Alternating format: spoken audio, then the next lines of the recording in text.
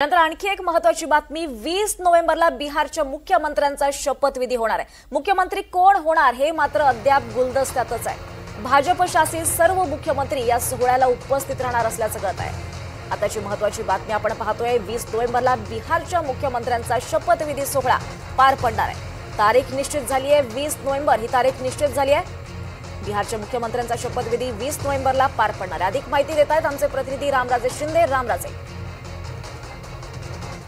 बिल्कुल 20 नोव्हेंबरला आता गांधी मैदान जे आहे पटनामधील तिथे शपथ विधी सोहळा पार पडणार आहे आणि त्यावर आता शिक्कामोर्तब झालेला आहे।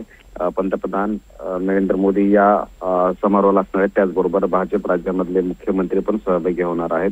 त्यामुळे महाराष्ट्रातून सुद्धा देवेंद्र फडणवीस हे जाणार असल्याची माहिती मिळते आणि प्रचारामध्ये सुद्धा देवेंद्र फडणवीस होते। मागील वेळेस सुद्धा सहप्रभारी म्हणून बिहारचे देवेंद्र फडणवीस यांनी काम केलेलं आहे। त्याचबरोबर की साधारणतः 1 लाखापेक्षा जास्त लोक या शपथविधी सोहळ्याला असणार आहेत। विधानसभा अध्यक्ष भाजपकडे राहणार असल्याची माहिती मिळते आणि 2 उपमुख्यमंत्री भाजपच्या कोट्याकडून असणार आहे आणि चिराग पासवान यांना सध्या तरी उपमुख्यमंत्रीपद मिळण्याची शक्यता कमी असल्याचं सुद्धा सूत्रांनी माहिती दिलेलं आहे।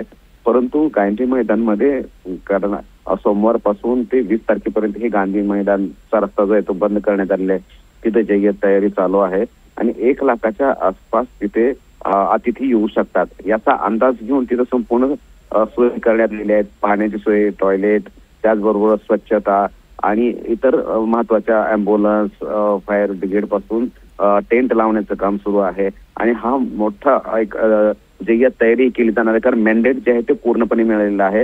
त्याचबरोबर आणखी एक महत्व म्हणजे की बॉर्डर स्टेट आहे, नेपाळला लागून हे स्टेट आहे, त्यामुळं बॉर्डर स्टेट मध्ये भाजपची आणि एनडीची सत्ता असावी याला प्राधान्य जे आहे ते भाजपने दिलं होतं आणि त्यामुळेच एक कुठेतरी मेसेज देण्याचा प्रयत्न केला जाणार आहे की हा सर्वात मोठा सोहळा होणार आहे।